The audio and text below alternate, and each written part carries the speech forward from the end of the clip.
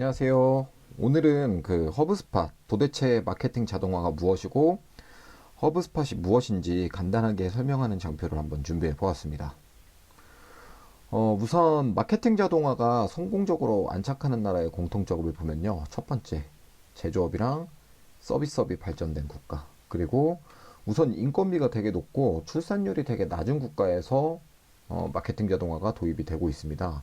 그래서 이제 미국은 세계 최대의 마케팅 자동화 시장이고 그 외에 영국이랑 독일은 사실 이제 B2B 기업을 중심으로 마케팅 자동화가 본격적으로 퍼져나가고 있습니다. 그리고 호주도 이제 마찬가지고요. 다만 이제 약간 이제 보수적인 기업 문화 환경이 있는데도 불구하고 일본에서는 마케팅 자동화가 참 잘 도입이 되었거든요. 그래서 약간 특이 케이스긴 한데 어찌되었건 이제 산업이 발달하고 출산율이 낮고 인건비가 높은 국가에서 마케팅 자동화가 활성화되고 있다. 그래서 우리나라도 앞으로는 더 활성화될 거라고 생각을 하고 이미 B2C나 이커머스 분야에서는 브레이즈나 에피어, 뭐 인사이더 이런 마케팅 자동화 개인화 마케팅 툴들이 많이 도입이 되고 있거든요. 그런 맥락에서 봤을 때 B2B 마케팅 자동화 솔루션도 앞으로는 더 많이 도입이 될 거라고 생각을 합니다. 우선 이제 마케팅의 패러다임에 대해 좀 볼 필요가 있는데요. 예전에는 이 노출 중심의 마케팅, 검색 광고였죠. 이 이전에는 이제 오버추어라는 광고가 있었는데 그 이후로는 상위 노출이랑 이 컨텐츠 마케팅의 전성기가 오다가 그 이후로는 생전 처음 들어보는 마케터의 직감이 생깁니다. 데이터 마케팅, 뭐 그로스 마케터 이런 것들이 나오기 시작하더라고요.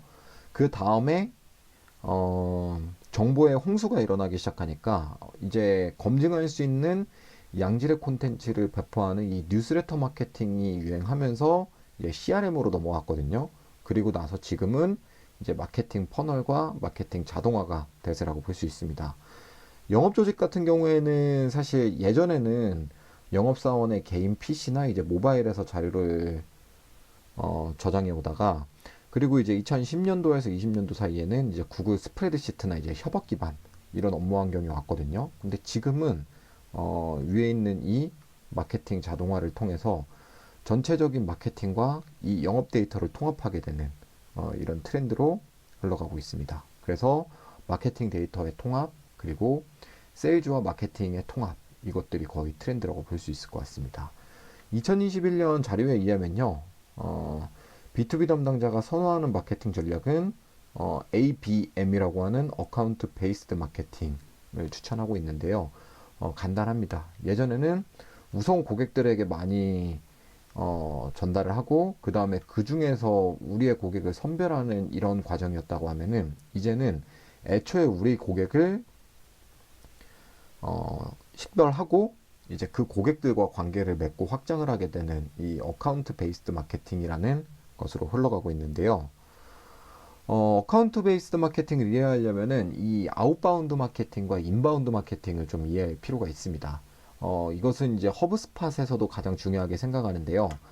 라디오 광고나 이제 PPC 검색 광고 그리고 세미나나 이제 로드쇼 그리고 5개 광고나 이런 텔레마케팅들은 기본적으로 아웃바운드 마케팅이거든요. 그렇기 때문에 이 사람들한테 니즈를 심어줘야 됩니다. 그런 반면에 인바운드 마케팅 가장 중요한 게 이제 검색 엔진 최적화죠. 그 외에 소셜 미디어나 이제 콘텐츠, 랜딩 페이지 이런 것들은 고객들이 알아서 오는 마케팅이거든요. 사실 마케팅 자동화가 돌아가려면은 이 양질의 트래픽을 만드는 것이 우선이 되어야 하고 거기서 제일 중요한 게 저는 이 검색 노출 그리고 소셜 미디어 그리고 콘텐츠와 랜딩 페이지라고 생각을 합니다. 제대로 된 인바운드 마케팅, 이 콘텐츠 기반의 인바운드 마케팅을 했을 때 아웃바운드 마케팅보다 약 10배 이상 높은 계약 달성률을 보이고 있고요. 이런 아웃바운드 마케팅이 1.4% 정도, 1, 2% 정도의 계약률을 보이는 반면에 사실 이 인바운드 마케팅 기반의 마케팅을 진행했을 때는 영업 승률이 한 14% 정도로 한 10배 이상 높은 성과를 나타내고 있습니다. 오늘 소개하려는 허브스팟은 이제 캡테라랑 G2에서 리뷰를 해보면요. 지금 압도적으로 성능이 높거든요. 근데 이제 조금 시장이 다르긴 하죠. 시장 내에 더 좋은 마케팅 자동화 툴도 있지만 허브스팟은 유연성이랑 중소기업 그리고 소기업까지도 활용할 수 있도록 되게 요금제 선택지가 넓습니다. 그러다 보니 더 대중적으로 사용할 수 있는 것 같아요. 그래서 캡테라와 집2 모두 허브스팟은 좋은 후기를 받고 있다라고 보시면 될 것 같습니다. 허브스팟은 마케팅 허브, 세일즈 허브, CMS 허브, 오퍼레이션 허브, 서비스 허브로 나뉘어져 있는데요. 우선 오퍼레이션 허브는 이제 개발이랑 관련된 거니까 빼놓고 보고, 우선 가장 많이 사용하는 게 이 마케팅 허브. 오늘은 이 마케팅 허브에 대해서만 집중적으로 설명을 할 거고요. 그리고 아까 말씀드렸던 것처럼 마케팅 허브가 세일즈랑 통합이 된다고 했죠. 그래서 이제 영업 관리할 수 있는 게 세일즈 허브, 뭐 세일즈 포스를 생각하시면 될 것 같습니다. 젠데스크도 있고요. 그리고 CMS 허브는 약자로 이제 컨텐츠 매니지먼트 시스템, 웹 빌더라고 하죠. 국내에는 아이맵이나 뭐 이런 것들이 있고 해외에는 윅스 그리고 가장 유명한 워드프레스 이런 것들 있죠. 그런 걸로 봤을 때 네, CMS 툴 그리고 서비스 허브는 이제 헬프데스크 운영이거든요. 그래서 이제 허브스팟은 이 5가지의 부분적인 솔루션의 집합체다라고 보면 되는데 이것들이 각각 용도가 되게 달라요. 마케팅으로 봤을 때 이제 익명의 방문자가 방문을 해서 상담문이나 회원가입을 하는 순간 누군지 식별할 수가 있겠죠. 그거를 우리는 잠재 고객, 리드라고 합니다. 네. 그래서 이 익명의 방문자가 리드로 오기까지의 과정을 관리하는 것이 이 마케팅 허브고요. 세일즈 허브는 DB가 유입돼서 이것들을 계약할 때까지 영업 관리에 대한 부분이에요. 그리고 이 서비스 허브는 진정한 우리의 진성 고객이 될 수 있도록 CS라든지 이런 고객과의 신뢰를 만들 수 있는 헬프데스크를 운영할 수 있는 기능이고요. 이 이면에는 무료로 제공되고 있는 허브스팟 CRM이 자리 잡고 있다. 이 구조를 알아야 할 것 같습니다. 그래서 이제 기능으로 보면은 우선은 이 CRM 플랫폼이 기본이거든요. 들어가서 보시면은 이제 고객들을 식별할 수 있는 정보라든지 이름, 전화번호를 기입할 수 있는 칸이 있고 이 프로퍼티가 가장 중요합니다. 허브스팟에는 이제 200개가 넘는 프로퍼티가 있는데 우리나라 말로 취한을 하면은 이 속성값이겠죠. 여기에는 고객 데이터를 관리할 수 있는 모든 항목들이 있어요. 예를 들어서 이름, 전화번호 뭐 이런 것부터 시작해서 요즘에 인기가 되고 있는 이제 비식별 데이터, 고객들의 체류 시간이나 어떤 클릭들을 관리할 수 있는 이런 것들도 프로퍼티로 관리를 할 수 있습니다. 그리고 아까 말씀하셨던 것처럼 이메일, 그리고 도메인, 전화번호 같은 이런 고객 식별 정보들을 모두 관리할 수 있고요. 그리고 이 CRM 데이터에 들어가게 되면은 고객과의 이메일 히스토리를 모두 저장할 수가 있습니다. 그리고 그뿐만이 아니라 이 어떤 고객이 어떤 페이지에 들어왔고 어떤 행동들을 했는지 이 고객 행동 데이터가 들어오고 있거든요. 그리고 챗봇, 챗봇이라든지 대화 기록들을 다 관리할 수 있어요. 뭐 최근에는 뭐 채널톡이나 이런 카카오톡도 많이 연동해서 사용을 하는데 결국에는 이제 요즘에 이제 고객 360, 커스터머 360이라는 거의 기본적인 본질은 이 CRM 데이터에 고객 식별 정보와 커뮤니케이션 기록, 그리고 웹 행동 기록, 그리고 기타 대화 기록까지도 모두 관리한다. 이게 사실 핵심이거든요. 거기에다가 영업 기록이라든지 지금 세일즈가 어떤 스테이지, 계약 전 단계인지 계약 고려 단계인지 어떤 거에 있는지를 다 관리할 수 있다는 겁니다.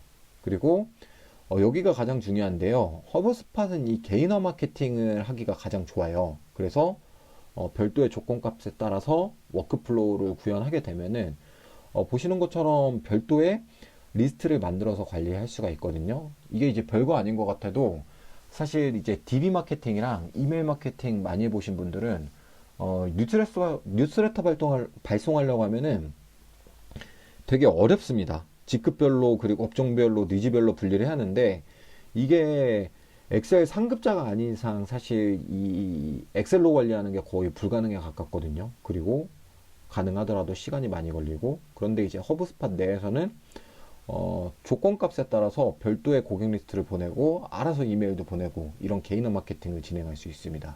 그리고 이거는 이제 별도의 구축이 필요한 것 같은데, 이 CRM 데이터에서 외부 앱을 연결하게 되면은 카카오톡이나 이제 문자까지도 발송할 수 있기 때문에 이 고객 360이라고 하는 이 CRM 플랫폼 내에 고객과 관련된 모든 정보들을 통합해서 관리하는 이런 플랫폼의 형태로 되는 겁니다. 그래서 허브스팟 마케팅 허브의 기능을 보면요. 설문 폼도 만들 수 있고, 챗봇들도 만들 수 있고, 이메일 마케팅, 데이터 분석, 그리고 마케팅 자동화나 이런 것들을 다 할 수 있는데, 사실 저 같은 경우에는 허브스팟을 도입하지 않으려고 많이 노력을 했었습니다. 왜냐면은 가격도 좀 부담이 됐고, 그리고 이러한 것들을 솔루션을 안 쓰고서라도 할 수 있을 것 같았는데, 거의 활용을 했었어요. 이 자피어라는 거를 활용하면요. 그리고 CRM은 굳이 이런 플랫폼이 아니라 엑셀, 구글 스프레드시트를 사용하면은 그 시장 내에 있는 대체 상품들이 많이 있긴 하거든요.